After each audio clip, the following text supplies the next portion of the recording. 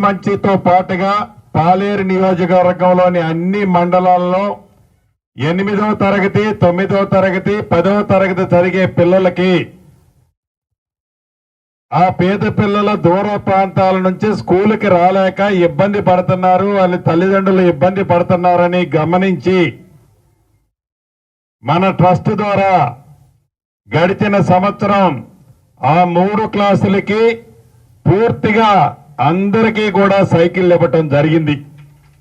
అదేవిధంగా ఈ సంవత్సరం 7th క్లాస్ నుంచి 8th క్లాస్కి ఎవరైతే టీం వచ్చారో వారందరికీ కూడా వారితో పాటు కాలేజీలో జాయిన్ అవుతున్న విద్యార్థినీలకు కూడా ఈ సైకిళ్లు ఈరోజు కూసుమంచి మండలంలో పంచుతున్నాం.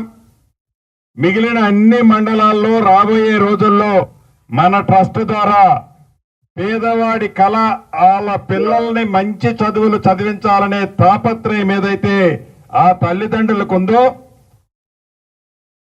చేదోడు వాదోడుగా నా వంతు సహకారంగా ఈ సైకిల్ ఈనాడు వాళ్ళకి ఈ సంవత్సరమే కాదు రాబోయే సంవత్సరాల్లో కూడా 8th క్లాస్ నుంచి ఈ పాలేరు నియోజకవర్గంలో చదువుకునే 8th 10th 9th 10th intermediate పిల్లలకి అదే రకంగా అవసరమైతే భవిష్యత్తులో ఇంకా డిగ్రీ కాలేజీ మనకి ఇక్కడ ఏర్పాటు చేసుకుందాం స్ట్రెంత్ ని బట్టి. అప్పటికి ఇక్కడ విద్య పట్ల ఈ ప్రాంతంలో గతంలో వెనకబడి ఉంది. కాస్తంత దూరంలో ఖమ్మానికి ఉన్న విద్య పట్ల ఈ ప్రాంతం వెనకబడి ఉంది. ఈ ప్రాంతాన్ని భవిష్యత్తులో విద్య పట్ల అన్ని రకాలుగా ఈ రాబోయే కాలంలో మీ ఇంటి పెద్ద కొడుకుగా మీ దీవెనలతో ఈనాడు ఈ స్థానంలో ఉన్న నేను మీ రుణాన్ని తీర్చుకుంటానని కూడా ఈ వేదిక మీద నుంచి మీకు తెలియజేస్తున్నాను. ఒకసారి ఈ గడిచిన 18 నెలలలో మీ దీవెనలతో మన ప్రభుత్వం వచ్చిన తర్వాత మీ శాసనసభ్యుడిగా నన్ను దీవించిన తర్వాత సుమారు 460-470 కోట్ల రూపాయలు కేవలం విద్య కోసమే ఈ నియోజకవర్గానికి శాంక్షన్ చేపట్టడం జరిగింది. అందుట్లో ఇంటిగ్రేటెడ్ ఇంటర్నేషనల్ స్కూలు రాష్ట్ర వ్యాప్తంగా ప్రతి నియోజకవర్గానికి ఒక స్కూలు శాంక్షన్ చేస్తే అందుట్లో మన పాలేరు నియోజకవర్గాన్ని కూడా శాంక్షన్ చేసుకున్నాం. దాని విలువ 200 కోట్లు. జేఎన్టీయూని ఆనాటి ప్రభుత్వం కాగితాలు ఇచ్చి వెళ్లిపోతే బేసిజాలకి పోకుండా ఈ ప్రాంతంలో జేఎన్టీయూని ఏర్పాటు చేసి తీరాలని పట్టుదలతో గౌరవ ముఖ్యమంత్రి రేవంత్ రెడ్డి గారిని ఒప్పించి మెప్పించి 208 కోట్లు శాంక్షన్ చేపించుకున్నాం. అదేవిధంగా రాష్ట్ర వ్యాప్తంగా ఐటీఐ స్కూళ్లు 15 శాంక్షన్ చేస్తే దాంట్లో మన నియోజకవర్గానికి ఒకటి శాంక్షన్ చేసుకున్నాం. అది సుమారు 46 కోట్లు. ఇందాక చెప్పారు జూనియర్ కాలేజీ 5.5 కోట్లు. దీంతో పాటు తిరుమలాయపాలెం హాస్టల్కి సుమారు 2,70,00,000 శాంక్షన్ చేపించాం. ఈ రమారమి ఈ గడిచిన 18 నెలల్లో మీ సీనన్న ఈ నియోజకవర్గానికి మన నియోజకవర్గానికి విద్యకు శాంక్షన్ చేపించింది సుమారు 460-470 కోట్లు. అంటే విద్య పట్ల పేదోడు పిల్లలు కూడా ఉన్నతమైన చదువులు చదివించే దాంట్లో ప్రభుత్వం తలుచుకుంటే, ప్రభుత్వం ఆలోచన పేదవాడి పిల్లల పట్ల ఉంటే ఎలా ఉంటుంది అన్నదే ఈనాడు తెలంగాణ రాష్ట్రంలో విద్యకి పెద్దపీట ఎలా వేసిందో ఈ ప్రభుత్వం మీకు చాలా స్పష్టంగా కనిపిస్తుంది.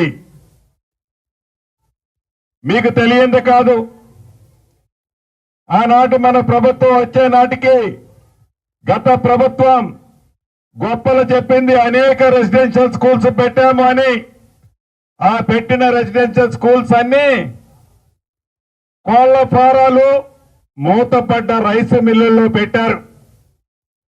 మన ప్రభుత్వం వచ్చిన తర్వాత యంగ్ ఇండియా ఇంటిగ్రేటెడ్ స్కూల్ పేరుతో అన్ని కులాలు అన్ని మతాల పిల్లలు చిన్నతనం నుంచే కులాలకు మతాలకు అట్రాక్ట్ కాకుండా ఐకమత్యంగా ఉండాలి అని ఒక మంచి ఆలోచనతో సుమారు 3600 నుంచి 4000 మంది విద్యార్థులు చదువుకునే విధంగా young India integrated school concept మన ప్రభుత్వం తీసుకొచ్చింది. ఆనాడు హాస్టల్లో వసతులు సరిగ్గా లేవు, సరే బాగానే ఉంది, సరిగ్గా భూమి కూడా పెట్టలేని పరిస్థితి. మన ప్రభుత్వం వచ్చిన తర్వాత డైట్ ఛార్జీలు 40% పెంచాం. ఆడపిల్లలకి కాస్మెటిక్ ఛార్జీలు 200% పెంచాం. అది ప్రాంప్ట్ గా ఆ పిల్లల ఖాతాలో మన ప్రభుత్వం ఈనాడు జమ చేస్తుంది. అంతేకాదు స్కిల్ డెవలప్మెంట్ స్కీమ్ లో 4th సిటీ ఏదైతే కడుతున్నామో ప్రభుత్వ పక్షాన ఒక స్కిల్ డెవలప్మెంట్ యూనివర్సిటీని కూడా అద్భుతంగా ఓపెన్ చేసుకున్నాం. ఇలా నైపుణ్యం అన్న పిల్లలని వారికి ఉన్న స్కిల్ని బట్టి వారిని తీర్చిదిద్దే బాధ్యత ఈ ప్రభుత్వం ఈనాడు తీసుకుంటుంది. గత ప్రభుత్వ పెద్దలు అక్కడ ఇక్కడ అవాక్కులు చవాక్కులు పేలుతుంటారు. ఎక్కడ మీరు పిల్లలకి ఫుడ్ పాయిజన్ అయిందనో ఇతరత్ర విమర్శలు చేస్తుంటారు. హాస్టల్ బాట పట్టారని చెప్తుంటారు. అసలు ఈ దౌర్భాగ్యం, ఈ పరిస్థితి మీ వల్ల కాదా? 10 సంవత్సరాల మీ పరిపాలన తీరు వల్ల కాదా ఇది వచ్చింది అని వాళ్ళు మర్చిపోతున్నారు. ఇంగిత జ్ఞానం ఉంటే, మీకు ఆలోచన ఉంటే, మీరు చేసిన నిర్వాహకమే ఈనాటి ఈ పిల్లలని సరిదిద్దే బాధ్యత ఈ ప్రభుత్వం చేపట్టింది. మీ మీద మేము రుద్దటం కాదు, తప్పకుండా ఈ పిల్లల పూర్తి బాధ్యత ఈ ప్రభుత్వం చిత్తశుద్ధితో ఎన్ని ఆర్థిక ఇబ్బందులు ఉన్నా, ఎన్ని కష్టాలు ఉన్నా ఈ పిల్లలని తీర్చిదిద్ది ఈ తెలంగాణ రాష్ట్రంలో ఒక మణిరత్నాలుగా ఈ ప్రభుత్వం తయారు చేస్తుందని కూడా ఈ వేదిక ద్వారా వారికి మరొక్కసారి తెలియజేస్తున్నాం. చివరిగా మీకు చెప్పదలుచుకున్నది ఒకటే, ఇప్పుడు నా ఆడబిడ్డల కళ్యాణ లక్ష్మి చెక్కుల కోసం వచ్చారు. ఆ ప్రభుత్వం చేసిన దాంట్లో అరా కొరా ఏదైనా మంచి కార్యక్రమం ఉంది అంటే కళ్యాణ లక్ష్మి కూడా మంచిది. కాబట్టి భేషజాలకి పోకుండా ఆ ప్రభుత్వం పెట్టింది కాబట్టి మేము తీసేస్తామని చెప్పలే. ఫాల్తీకి మీరు పెట్టిన వాటిని తీసేశాం. పేదవాడికి మంచి చేసింది ఏదైనా అరా కొరా మంచి కార్యక్రమం ఉంటే అందుట్లో ఈ కళ్యాణ లక్ష్మి ఉంది. అందుకనే కళ్యాణ లక్ష్మిని కూడా ఈ ప్రభుత్వం తప్పకుండా భవిష్యత్తులో కూడా ఇస్తుందని కూడా ఈ వేదిక ద్వారా తెలియజేస్తున్నాం. ఇంకా అనేక అవాక్కులు చవాక్కులు పేలుతుంటారు. ఈ రాష్ట్ర ధనిక తెలంగాణ రాష్ట్రాన్ని మీ పుణ్యమా అంటూ 8,19,000 కోట్ల రూపాయలు అప్పు చేసి మళ్ళీ నిస్సిగ్గుగా వేదికల మీద ఈనాడు అధికారంలో ఉన్న పార్టీని మీరు విమర్శించే నైతిక హక్కు కూడా మీకు లేదు అని ఈ వేదిక ద్వారా ఆనాటి ప్రభుత్వాన్ని ప్రశ్నిస్తున్నాను. చివరిగా చిన్నారి బాలబాలికలకు ఒకటే చెప్తున్నాను. పోయినసారి మీటింగ్ లో చెప్పాను, ఇవాళ చెప్తున్నాను. ఇందాక గౌరవ కలెక్టర్ గారు చెప్పినట్లు మీ అమ్మా నాయనలు ఎంత కష్టపడి ఎంత ఇబ్బంది పడి నాలాగా నా బిడ్డ కష్టపడద్దు అని భవిష్యత్తులో ఆలోచించి మిమ్మల్ని వాళ్ళు ఒక పూట తిన్నా తినకపోయినా మిమ్మల్ని స్కూలుకి పంపిస్తున్నారు. దాన్ని మీరు కష్టమేందో మీకు తెలుసు. మీ అమ్మా నాయన కోరికలు నెరవేర్చాల్సిన బాధ్యత పిల్లలుగా మీది. ప్రభుత్వ పక్షాన మనస్ఫూర్తిగా అన్ని రకాలుగా వీళ్ళకే ప్రభుత్వం, వీళ్ళు కాకపోతే వ్యక్తిగతంగా నేనే మీకు ఏమి కావాలంటే అది పిల్లల కోసం సహాయం అందిస్తానని కూడా ఈ వేదిక ద్వారా మీకు తెలియజేసుకుంటున్నాను. ఇందాక హెడ్ మాస్టర్ గారు 2 విషయాలు అడిగారు. ఒకటి కంప్యూటర్ ట్రైనింగ్ ట్యూటర్స్ కావాలని ఒక 3 తప్పకుండా నెలకి 30,000 చొప్పున 10 నెలలంటే 3 లక్షల రూపాయలు మీకు పంపిస్తాను. మీరు 3 పెట్టుకోండి. అదే రకంగా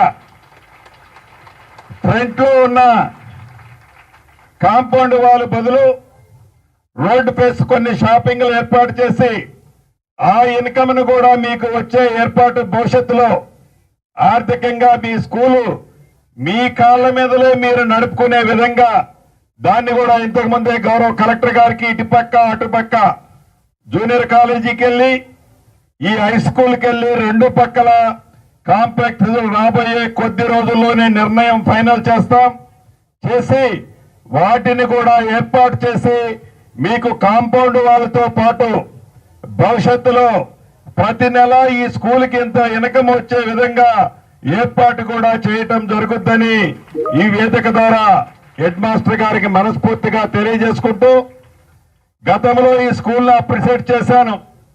ఈ స్కూల్లో ఉన్న హెడ్ మాస్టర్ గారిని, ఈ స్కూల్లో పనిచేస్తున్న ఫ్యాకల్టీ టీచర్స్ ని, నాన్ టీచింగ్ సైడ్ ఉన్న టీంని మనస్ఫూర్తిగా అభినందిస్తున్నా.